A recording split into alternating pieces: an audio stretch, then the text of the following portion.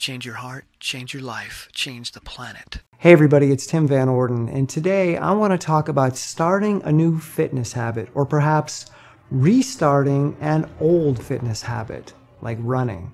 Personally, I'm injured right now, and I'm waiting for my foot to heal to the point where I can re-engage in exercise. And from past experience, I know that it's really hard to get started again. So a lot of what I do is focused on the steps to get started. And it's always the same. It doesn't matter if you have a previous history of being a runner or an athlete or going to the gym, or if you're doing it for the first time. You have to go through the same steps in order to get yourself engaged and to build momentum.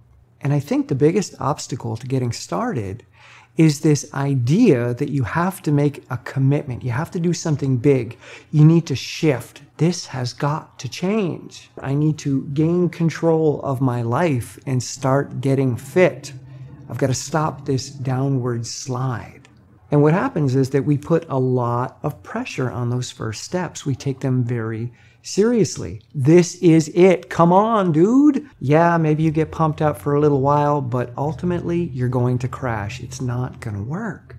What you have to do instead is break down the process.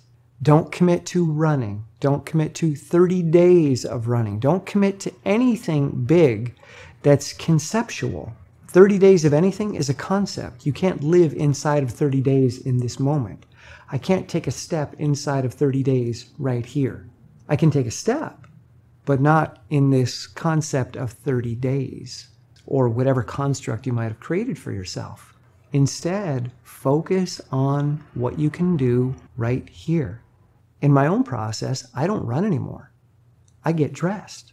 And getting dressed is also a larger process that involves putting on a pair of shorts, putting on an undershirt or t-shirt or bottom layer, putting on another top layer, this time of year putting on a pair of tights, then maybe putting on a pair of pants, putting on a few more shirts, putting on a jacket, maybe putting on some gloves and a hat. That's what I focus on, each article of clothing until I'm dressed, until I'm ready, until I'm comfortable taking that first step out the door. And then I simply take the first step out the door. That's the next goal. And when I've done that, I hang outside for a bit. Okay, here I am. I'm in the environment that I was avoiding. I'm out of my comfort zone and I'm into this place where running can happen. Or I'm in the gym where exercise can happen. Or wherever you want to go. Hang out there. Is it safe? Yeah, not dangerous. My brain was telling me it was going to be awful. It was telling me it was going to suck and be cold and nasty, but here I am. It's fine. I'm dressed.